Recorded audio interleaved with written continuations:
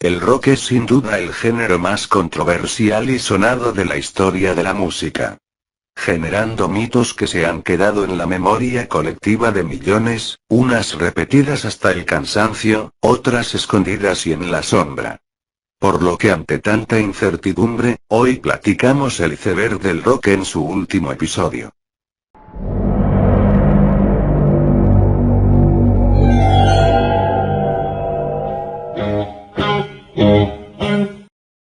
Su pinta tenía la inmensa nobleza de un payaso.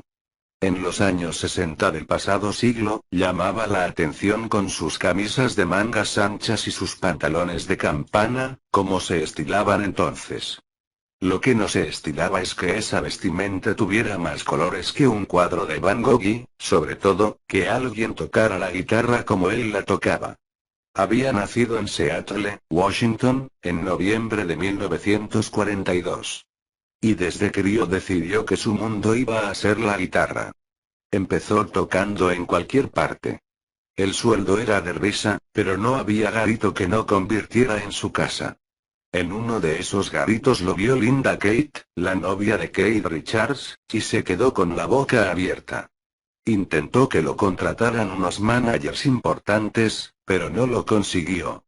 También en esos días andaba por allí Chas Chandler, bajista de The Animals, y cuando lo vio pensó lo mismo que Linda. ¿De dónde ha salido este alienígena? Total, que entre los dos se lo llevaron a Inglaterra. Cuando subió al avión llevaba $40 en el bolsillo, toda su fortuna. Estábamos en septiembre de 1966. Eso y mucho más lo cuenta Hasso Brecht en Stone Free, un excelente libro que acaba de aparecer, con motivo de los 50 años de la muerte de Jimi Hendrix. Bowie, ante esos sobrenaturales reportes, llamó a una ex empleada para pedirle que le consiguiera de inmediato una bruja blanca para que exorcizara la piscina de su casa y creara una especie de escudo místico purificador contra potenciales hechizos malignos. El 20 de octubre de 1977, el grupo sufrió un accidente de aviación en el que murieron Van Zandt, Gaines y algunos otros miembros, lo que provocó su repentina disolución. Los restantes volvieron a reunirse en 1979 para una actuación y nuevamente en 1987, con el hermano menor de Ronnie Van Zandt, Johnny, como vocalista.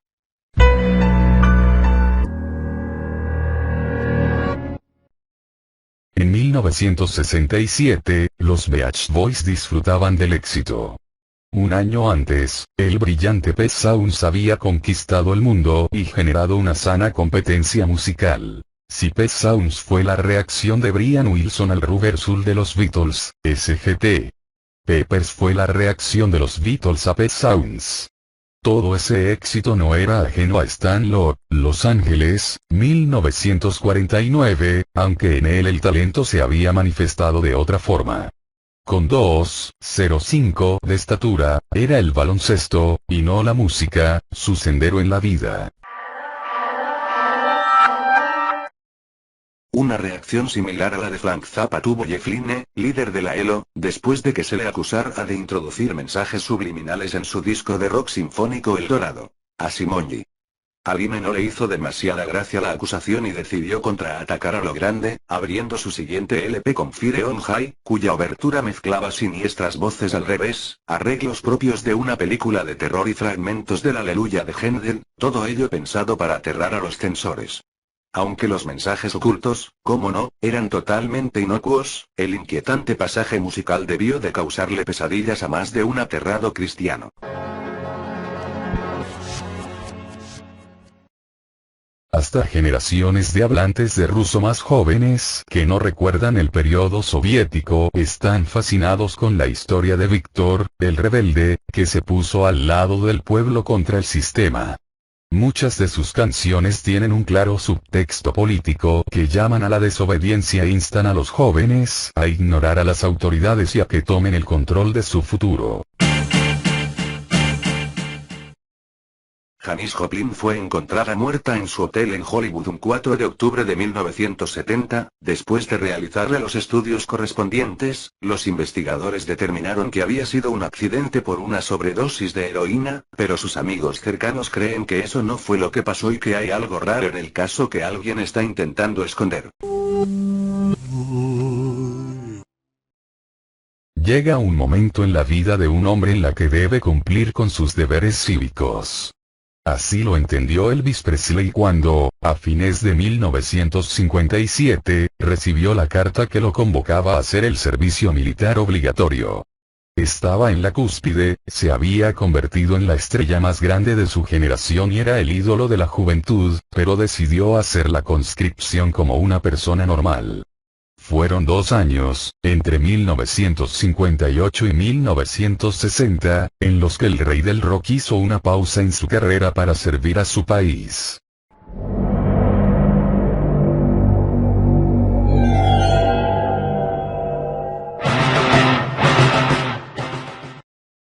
Una de las leyendas más mencionadas en la historia de Kiss es aquella campaña publicitaria en la que los 4 integrantes originales de la banda sacaron un poco de su sangre para añadirla a la tinta de su primer cómic publicado por Marvel y que cada persona que comprara esa edición tuviera en sus manos literalmente a uno de sus héroes.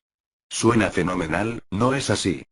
Al pasar de los años ese es uno de los coleccionables clave y el sueño de muchos fans de Kiss para poder presumir a las visitas, sin mencionar que es sumamente costoso y difícil conseguirlo en buenas condiciones.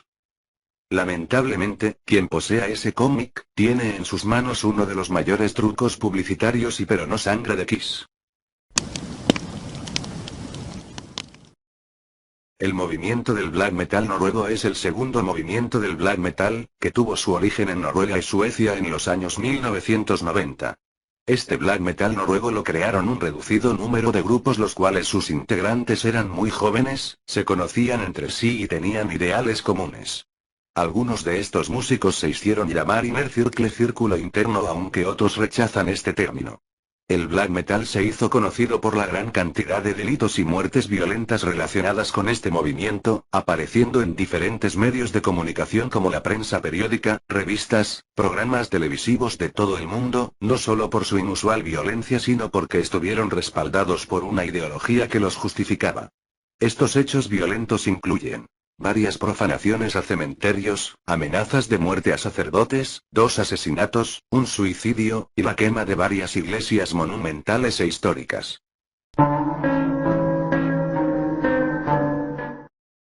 En enero de 1962, Berry fue sentenciado a 3 años de prisión por delitos bajo la ley Mann cuando había transportado a una niña de 14 años a través de las fronteras estatales.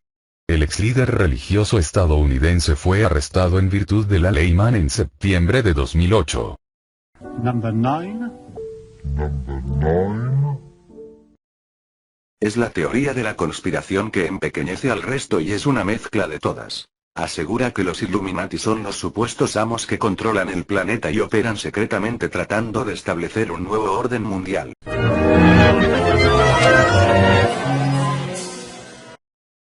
Empezó como chofer. Luego fue ascendiendo.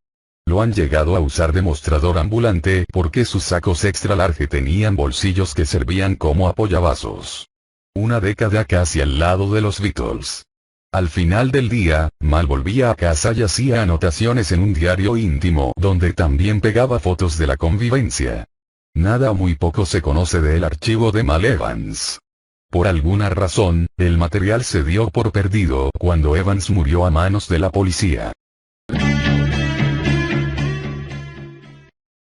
Alrededor de la medianoche, Brian Jones, guitarrista de The Rolling Stones, nadó en el calor. Anteriormente había bebido alcohol con su novia, Anna Wallin. Jones murió en el fondo de una piscina en su casa en Arkfield, East Sussex el 2 de julio de 1969 a la edad de 27 años.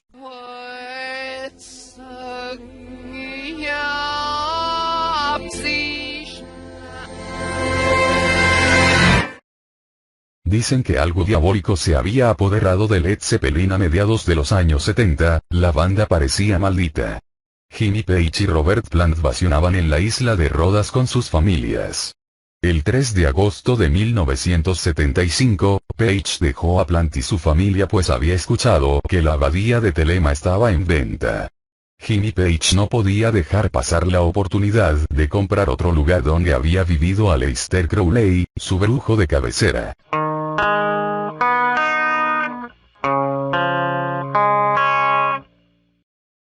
Lennon y McCartney lograron conquistar el primer lugar de una encuesta organizada por la revista Rolling Stone Online para determinar el mejor dúo de compositores del mundo. En segundo lugar quedaron los Glimmers Twins, como se conocen popularmente a Mick Jagger y Keith Richards de los Rolling Stones, seguidos de Mick Jones y Joe Strummer del grupo inglés Clash. Lennon y McCartney comenzaron a escribir canciones temprano en su carrera musical. En ocasiones componían por separado, pero desde muy jóvenes decidieron acreditar todas sus canciones, juntas o por separado, como de Lennon y McCartney. Esta situación trajo como consecuencia que en la actualidad los derechos de las mismas tengan que ser distribuidas entre McCartney y la heredera de Lennon, quien no es otra que Yoko Ono, con quien McCartney no tiene las mejores de las relaciones. Kurt Cobain se unió al trágico Club de los 27 en abril de 1994. El icono del grunge y frontman de Nirvana fue encontrado muerto en su casa de Seattle por un electricista llamado Gary Smith que fue al lugar para instalar un sistema de seguridad en la casa y se encontró el cuerpo sin vida del músico, 3 días después de su muerte.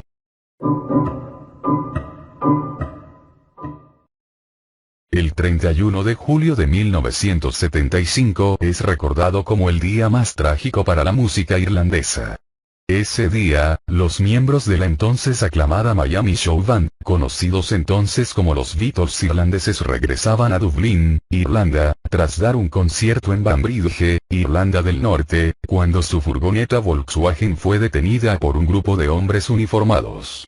Parecía ser el típico control de carreteras tan habitual en Irlanda por aquella época, sin embargo, en realidad habían sido detenidos por miembros de la Fuerza Voluntaria del Ulster, UPF, un grupo paramilitar defensor del Reino Unido en Irlanda del Norte, que aquella noche brutalmente asesinó a 3 de los 6 miembros de la Miami Show Band: Fran O'Toole, Brian Coy y Tony Geraghty.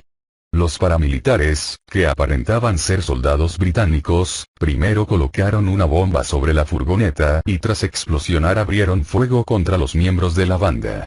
El cantante Frank O'Toole, el guitarrista Tony Geraghty y el trompetista Brian Coy fueron ejecutados, mientras que el saxofonista Desley y el bajista Stephen Travers se salvaron. El primero logró huir del asalto y el segundo fue herido, pero logró salvarse porque pensaron que estaba muerto. Esto ha sido todo por hoy. Suscríbete, comenta y comparte. Espero que hayas disfrutado de esta miniserie. Soy Eduard Castro y nos estamos viendo. Bye.